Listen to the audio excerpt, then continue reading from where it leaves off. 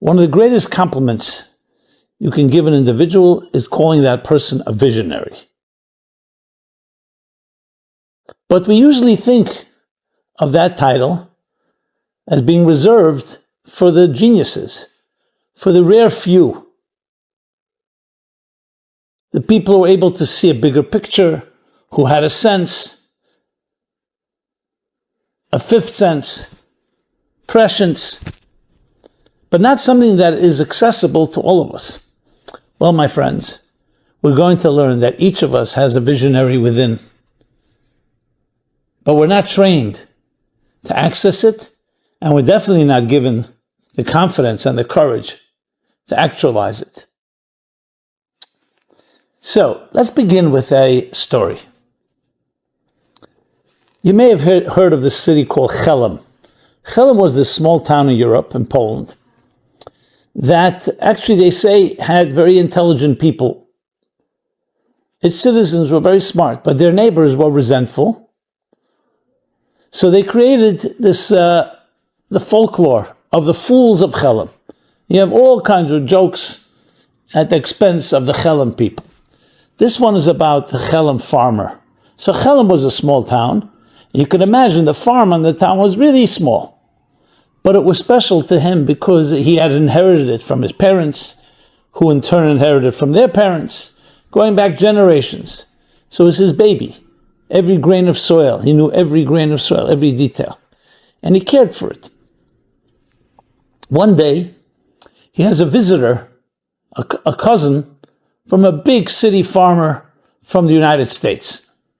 Farms where there are thousands of acres in Kansas. And he gives him a royal tour of his Chelm farm. Doesn't take long, obviously. They sit down to dinner, and he says to his cousin, to the Kansas farmer, he says to him, "Tell me, what do you think about my farm here?" So he says, "Well, it's nice and cute, but it's so tiny." The Chelm farmer is taken aback, like insulted. Says, "Tiny? How big is your farm in Kansas?" Now, how is he going to describe a farm of thousands of acres, which is larger than the entire Chelm, maybe the entire Europe, even. Definitely than Poland. I'm exaggerating a bit, but you get the idea. How is he going to describe that to him? So he thinks of a point of reference. He says, "Well, my cousin, it takes me all day to travel with my tractor from one end of the farm to the next." Suddenly the Chelm farmer smiles with compassion and empathy, looks at his cousin from Kansas and says, "Don't feel bad, cousin. Don't feel bad. I once had a tractor like that too." Now the Chelm farmer was not being malicious, was not being humorous or cynical. He actually could not fathom something so large. So the only way he could understand when he told him that it takes me all day to travel with my tractor is that there must be something wrong with the tractor. He remembered he once also had a shmata jalopy that took all day to crank up to move from here to here. So he understood that's why it takes all day. What makes you tick? I created a course called Discover Your Spiritual DNA. It gives you an X-ray of your psyche, of your soul. Check it out in the description below. If we were to pass out a questionnaire, the question was asked, are you subjective, closed-minded, narrow-minded? Most people would not mark that box. Because remember, part of being subjective, it makes you think that you're objective. This Chelm farmer was not being, as I said, he was not being false, he wasn't being disingenuous. He actually did not recognize, he could not fathom, he could not imagine a farm that large. So when you're asked, are you subjective or objective, you have to answer one answer. With one introduction, I should say. Based on my perspective, here's what I think. We immediately rush to an answer. Someone to ask you, what does the horizon look like? So the answer is going to be very different if you're standing in a valley, if you're standing on a plateau, if you're 20 feet up on a mountain, or you're at the peak of Mount Everest. 4 different answers, all different vantage points, and they're all answering accurately. From my perspective, we all have our farms. Therefore, we're all subjective. We all have our prejudices, our biases, our preconceived notions. So how then do you find objectivity? By recognizing it, by acknowledging it. When a person says, no, I'm not subjective, I'm objective. That's where our first mistake. Truth is the courage to be able to say, based on the farm that I know, based on the perspective, based on my history, based on my tools and instruments, this is what I can tell you. It's a tremendous lesson, but also a simple lesson. I remember once hearing it in another context. Sir Arthur Eddington was a physicist in the 30s, in the 40s, the 20s, 30s, when quantum mechanics was becoming all the rage. And its bizarre, counterintuitive conclusions were driving people crazy. Up to that point in Newtonian physics, physics was like it is with mathematics, things were predictable, more importantly, defined. Here they were introducing concepts of states of probability, indeterministic states, Heisenberg's uncertainty principle, things that there was an actual state of being that you could not determine if it's the context of the uncertainty principle, the velocity and the location of an atom at the same time. And it was the observer that took the indeterministic or state of probability and turned it into a deterministic state. Is light a wave or a particle? And many other such conundrums. Famous Schrodinger's cat. Is it alive or not alive? And people were saying, no one ever saw an atom, let alone a subatomic particle. You're coming up with all these bizarre conclusions. So Schrodinger gave, not Schrodinger, Arthur Eddington, he gave an analogy for this. Interesting analogy of a fisherman who spread out his net over all the seas of the world and began to gather and collect different types of fish. Different species, different colors, different shapes, different sizes, and documenting them. Well, long story short, after many months, years of research, he came to a conclusion. There are no fish in the sea that are shorter than a half-inch long. He was about to make this big announcement to the wizards of the world when his little daughter says to him, but Daddy, we have an aquarium. And in it are fish, goldfish, that are shorter than a half-inch long. So your conclusion is inaccurate. And of course, his daughter, together with the father, the scientist, looked at the net. What net did he use to gather the fish? And the net was made up of ropes that had spaces that were half-inch wide and long. So all the fish that were shorter than a half-inch long fell back into the water. So all you needed to do is add one line. If you use a net of half-inch spaces, you're never going to catch fish that are shorter than a half-inch long. But you don't need a scientist for that. So in other words, the fault was in the instrument. What instrument? Someone will say, I don't believe in love until you empirically prove it. How do you empirically prove love? There are things you can see with your eyes, with your ears, you can hear with your ears, taste, touch, and smell. Those are sensory tools. Then there are other instruments that magnify. We have telescopes, we have microscopes, we have all kinds of different scans, x-rays, and so on. But love, what instrument are you going to use to measure love? To even determine that it exists? The answer is depending on your instrument. If you're using a telescope or a microscope, you're never going to see love. You're also not going to see ideas in the brain. So it all comes down to, we have each of us our farm. Each of us has our perspective. We may be standing in the valley or on a plateau, and based on that, we come to different conclusions. The first step in becoming a visionary is recognizing that no matter what box you're in, no matter what farm you have, there's more. You may not know what it is right now, but first step. Now, why are so many of us trapped in our farms? Is because it's comfortable. That's what we grew up with. Why challenge the status quo? And many times we're pressured either overtly or subtly, to conform. Don't rock the boat. So we come to conclusions based on parental attitudes, educational attitudes, social attitudes, the media, all kinds of people and ideas streaming our way. I would say more than streaming, inundating us with their perspectives. Sometimes it's like the blind leading the blind. It's not like their perspective is necessarily the healthiest one. But regardless, we come to certain conclusions. Some say by 8 years old, most of our ideas have been shaped. Not fully developed, but shaped. Our minds have been shaped, how we're going to think. And especially if we're in a prejudiced environment, I'm not even getting into now destructive prejudice, hatred, racism. Talking about even prejudices that are so-called white type of prejudice, meaning they're not overtly damaging, but they're all damaging because they're causing you to have, this is the way it is. Whether it's how we look at people, how we identify, how we stereotype, how we categorize. So it's healthy to categorize. That's what a mind does. This is the second reason we get into our farms, into our boxes. Because we gravitate toward categorization. What class does it belong in? Like we like order, so we want to have a structure, an outline.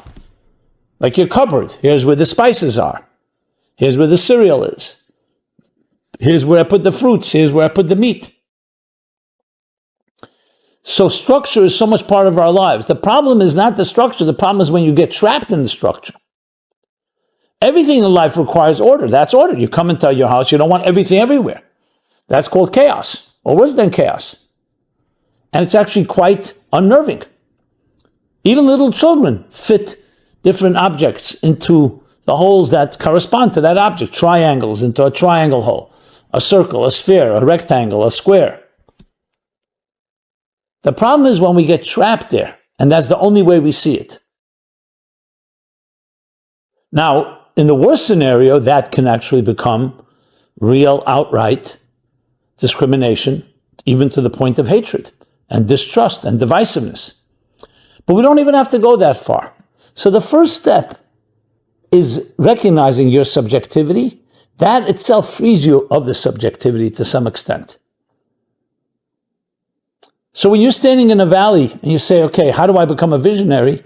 The first thing you need to know, even if you don't climb the mountain yet, but there is a mountain. And if you climb it, you may see things that you will not see right now. Now, the person who will climb and actually go there and wants to gain more knowledge and wants to gain another perspective, they are on their way of seeing the vision of things, not just its manifestation in the specific moment at this time. Let's take history, for example. What I mean by that is people talk about, in the words of Dickens, these are the worst of times and the best of times. It's the worst time in history, some people say. Indulgence, selfishness, lack of moral values. Some will say it's the best of times. Look at communications, technology, science, medicine. In every generation, the tendency is to look at things when you're right there. What you see before you is always the most magnified picture. What happened 20 years ago, even in your own lifetime, is not as quite prominent as what's happening right now. Because memory fades, context change, especially you go back to a generation before us. So what we've heard was from our parents, from what we read, history books, newspapers, documentation. It's never quite like as you experience it. So the point here is, that just contributes to why we are trapped in our subjectivity, because we always see what I see right now, the here and now, is the biggest, is always going to be most prominent for us. What we have to do is step back and say, 1 second, just like there are bigger farms than I can imagine, not everything the way I see it right now, because I subjectively see, if you see crime or you see something positive, you'll give it a lot of weight, you'll give it a lot of power. Because you're seeing it right now, you're experiencing it. Experience has a lot of power over us. But that doesn't mean people before us didn't experience things. So the wise person, again, will step back and say, I'm not defined by the here and now. The third point. in how to become a visionary. Listen to everyone. Learn from everyone. Who is the wise one? The one who learns from every person. Nobody is too inferior. Nobody is too stupid for you to learn from. Even if you think that you're superior to them, which itself is incorrect. The whole concept of superiority and inferiority really should be thrown out the window, because we all have different qualities. But learn from everyone. And sometimes, you learn most from those that disagree with you. And even from your enemy. Because they'll teach you a perspective you'll never come to on your own. Now, initially, our knee-jerk reaction is, why would I want to do that? I don't agree with that person. I despise that person. I despise what he or she stands for. We're not getting now into conclusions whether you have to agree with them, but you can learn from them. And that's how you further broaden your horizons. So this is essentially challenging your status quo, challenging your perspective. This does not mean throw out your perspective out the window. Not saying don't say, okay, this is your farm. Fine. But there are bigger farms, and learn about them. And that will inform, and you'll be able to say, oh, my farm, I see where it fits into context. It actually is a small farm, but it's my farm. It has qualities that I appreciate. But you don't come to a conclusion, this is the only farm and anything else doesn't exist, or I can't accept, or the problem is with the tractor, yes, the problem is the instrument and not the facts. So there are realities out there that we need to look at with different instruments, and we need to look at with a broader perspective. And much can be learned from those that disagree with us. There's another statement that says, who is the wise one? Who sees the birthing. Talk about visionary. What means seeing the birthing? It means, a very practical, simple example. When you see a woman pregnant, you know she is pregnant and will give birth in 9 months from now, 8 months from now, whenever it will be. The same is in everything. The wise person doesn't just look at the cause, they look at the effect, the long-term effects. They don't just look at the seed, they look at what the seed is going to yield. They see potential in people, not just who you are, but what you can become. Good mentors, good coaches will see you, not just who you are right now, but what you can become. So the visionary has that context as well. Being able to look at not just the now, I mentioned before, the past, the present in context of the past, but now there's the present in context of the future. Not just understand that the past has its reality, but also there's a future. And every act you do right now, every action has a reaction. Every cause has an effect. Every seed will yield and give birth to something, positively and negatively. That allows you also to get out of the trap of what's happening this moment, but rather you're looking at what will happen. There's a beautiful expression I'd like to share with you. It comes from Rav Shneur Zalman of Liadi, the founder of Chabad Hasidic movement, the Chabad Hasidus, a visionary of the highest order. And he said, when he was once asked about his teachings, he said, the teachings come to teach how small you are and how great you can become. Now, some people know how small they are.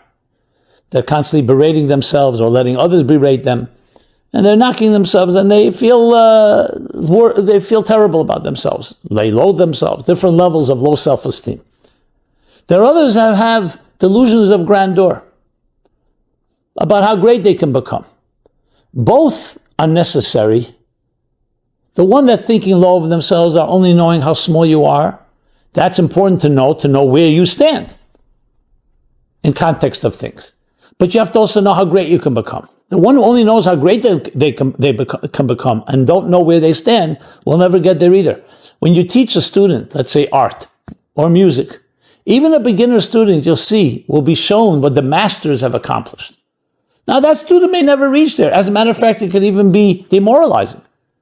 Look what they've done. I'll never get there. As a writer, or at least to some extent a writer, sometimes I see writing by the classics, and it's like completely demoralizing. You think, I'm never going to write like that. But that's how you grow. It's like juxtaposing what you are to what you can become. So even though the student is a beginner, you want to show them, like you want to show a person, before you draw your circle, let me show you a perfect circle. Let me show you what human beings were able to reach, the excellence that they were able to build, whether it was through art or music or other ways. A sports athlete. And you look at that, you say, now I have a backdrop. So now I can juxtapose what I have right now, where I am, compared to where I could be. So you know you have a destination. You have a larger picture.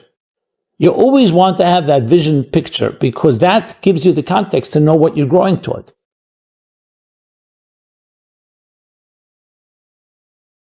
So now you may wonder, so how could you say that every person can become a visionary? I've described the methods, but do we have it in us? And the answer is absolutely yes, by virtue of your soul. If you look only at your body and your faculties, you could say, listen, some people are just naturally born with skills, with talent. Talk about different swimmers, different athletes, their physical bodies were built in a way that just gives them an edge. It's true. Some people are born tall, some people short, some people with this type of feature, this personality, that personality. But then there's another aspect to us, and that's called our souls.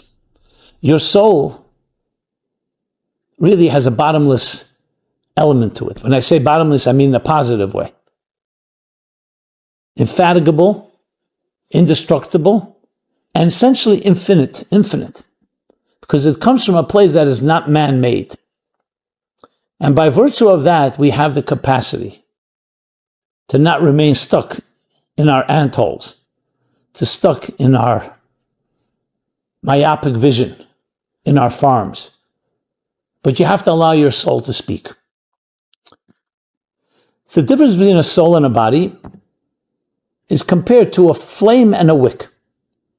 Where the flame, that's flickering, that's restless, that's transcendent, licking the air, is your soul, always looking up. Your body's like the wick that grounds it. You need both to live in this world. But to use an example, another story of Tzemach Tzedek. He was actually a grandson of Rav Shneur Zalman that I mentioned before. And he was once playing with other children. They were playing on a ladder. Children climbing up and down and up and down. The grandfather of Shneur Zalman was observing and sees that all the children were afraid to climb to the top of the ladder, except his grandson, the little boy, who would later become the great Tzemach Tzedek. He said to him, he called him over afterwards and said, why was it that you were the only one that had the courage to climb up to the top? So he says, Zayd, the grandpa, very simple. As the other children were climbing, they kept looking down. So they saw how high they were, and they were afraid to go higher. As I was climbing, I kept looking up. So I saw how low I was, and it motivated me to climb higher. Perspective. Same ladder. Same height, the same lows. When you look down, when you look back at your life, you look at what you've accomplished, but you look at others who've accomplished less than you, it's not usually going to motivate you. You'll say, look how much I've done compared to them. But when you're among people who have accomplished more than you have, you're looking up. And you look at what is capable of being done, that hasn't been done yet, that's a motivator. It's interesting, we have eyes in the front of our head, not in the back. Some animals do have, but we have eyes in front to always look ahead. If we're busy looking in the rearview mirror, we usually get trapped by it. Sometimes you need to look to be able to learn from the past, but the focus has to be always going forward, always going up. And that itself motivates you to allow yourself to climb. Climb. The mountain of progress, the mountain of success. Yes, there may be setbacks, but you keep climbing. That is what vision is all about. In our personal lives, we each have the soul. That soul has an infinite amount of possibilities. They're all open before you. What's holding you back are your fears, inhibitions, insecurities. But that came from other people or from society around you, as I described. The same ones that gave us our prejudices and our narrow attitudes and our locked positions and our preconceived notions also gave us fear, insecurities, second-guessing yourself. I'm not saying everybody, but very often. We weren't validated. Look at children. A child left on his or her own constantly exploring, a sense of adventure, of free abandon that never ends. Control, everything is exciting. Sometimes you have to protect the child from doing something that can be dangerous. But the spirit of that movement, I remember once planning an event, and the person I was planning with had his littlest boy with him. It was a relative. And he was playing in my office while we were planning the schedule. My office was a mecca of paper. Today we have maybe less paper due to computers, due to the digital age. And this little kid did he make a mess? He threw the papers all over the place. So I said, and as we were talking, the father says to me, I'm sorry, I'll clean up afterwards. And I said, no, I'm actually very much appreciative. We should actually make this the topic of one of our talks. Because I saw a child, obviously was not looking to make a mess, but the child was alive. So I'm not advocating that's what you should do, but I would never close down that energy. Then, split second, I don't know what happened, I turned on a TV, a monitor. This child, that couldn't stop moving, that couldn't be throwing papers all over the place, couldn't stop, suddenly saw the screen, a TV screen, and froze. It was chilling, froze, staring at the screen. It was so chilling that after like 15, 20 seconds, his father says to me, shut it down, shut it off. Because you suddenly saw the kiss of death. Sorry I used such a strong word, but it was that. Because he was hypnotized, seduced by the image. The images were moving, but not the child. And I saw there the stark contrast of who we are. We're born with this energy, with this soul, with this spirit, with a flame burning inside of us. The ability to climb the highest mountains and see the greatest horizons. Get beyond any farm, any subjectivity. But then there are forces in this world that can't freeze us, that can't paralyze us. And I shut it down. As soon as I shut it down, the child, it took around 15, 20 seconds till he realized, till the screen realized it's off, and then went back. But I said to myself, this was 15, 20 seconds. Multiply that. And then I read that the average child today watches, especially now with mobile phones, 6 hours a day, 7 hours a day, 5 hours a day. A day. And you start accumulating. What does it do to our spirits when stimulation is coming from others, from outside of ourselves? That we're living vicariously through other characters. People tell me, I can't miss the soap opera. So today, you can miss it and record it. But it's a complete fictional story.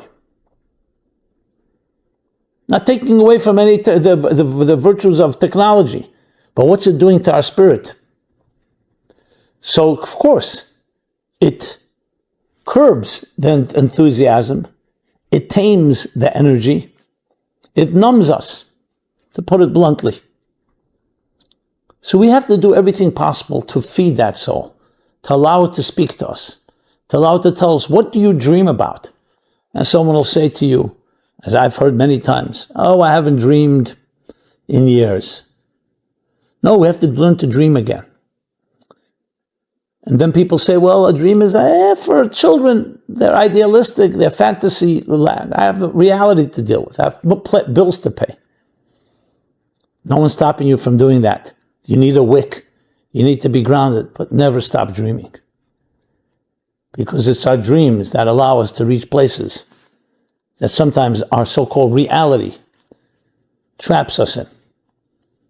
So when you have that final point to dream, yes, imagine. Even possibilities that are crazy. They say that Einstein came up with many of his ideas. He was a postal clerk. Precisely because he did not go to the regular structured classes on physics and science. So he was able to think outside of the norm, outside of the box. I read somewhere that a marketing firm in LA, very large marketing firm, very successful, when they get a big account, a new account, what they do is they take their team, they get them out of their office, out of their executive offices, wherever it is in LA, and they rent out an amusement park Yeah, for children, where there's swings and seesaws and sandboxes. And they have them playing in these places, going back to their own childhood for hours. And then they have a session, a brainstorm session. Here's the product, here's the new idea, how we're going to market it. And they come up with completely crazy ideas they would never have come up had they were sitting in an executive suite in their ties and suits and seeing the same thing they see again and again in this industrial world at which we live. Structured, man-made structures, man-made bricks and mortar. That's what happens.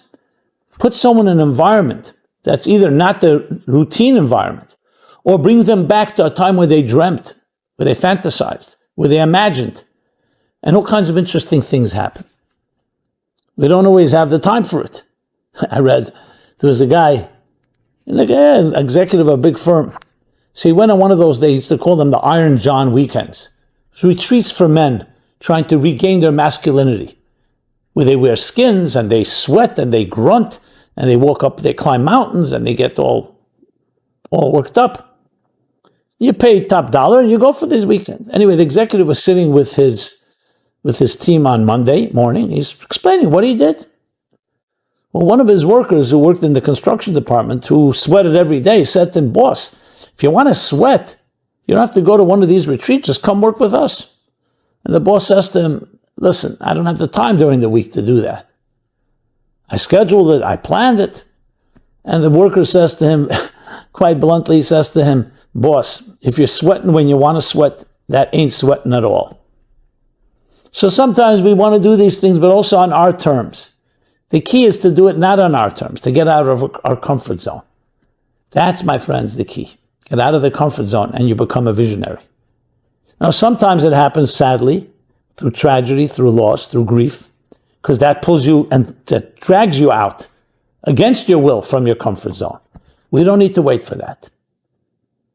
If you really want to access these deeper strengths, you need to do everything we spoke about. To think different by actually recognizing your own subjectivity, learning from everyone around you, even those that disagree, understanding that the tools and instruments we have are limited, challenging yourself, accessing your soul, the spirit, that refuses to conform to the status quo, revisiting, reigniting that spirit of youth, of rebellion, of challenging, of dreaming, of imagining, of daring, to dare, to dare to dare. That's how you become a visionary. And then it doesn't in any way compromise your life. Because once you're out of that comfort zone, you bring that back into your routines, into your life. And it's enriched, empowered in completely new ways. Thank you. I would love to hear feedback. Try it out. Feedback. How did it go? Try it. Try it for a day. Try it for a week. Try it every day. And as I always say, please share your thoughts, your comments, your suggestions. Meaningfullife.com is our website. Please share it with others if you feel something worth sharing. We can create a ripple butterfly effect in the process. And that's how we change the world. So each in our own small way can be that visionary that changes the world. I'm often asked after a class like this, what can I do next?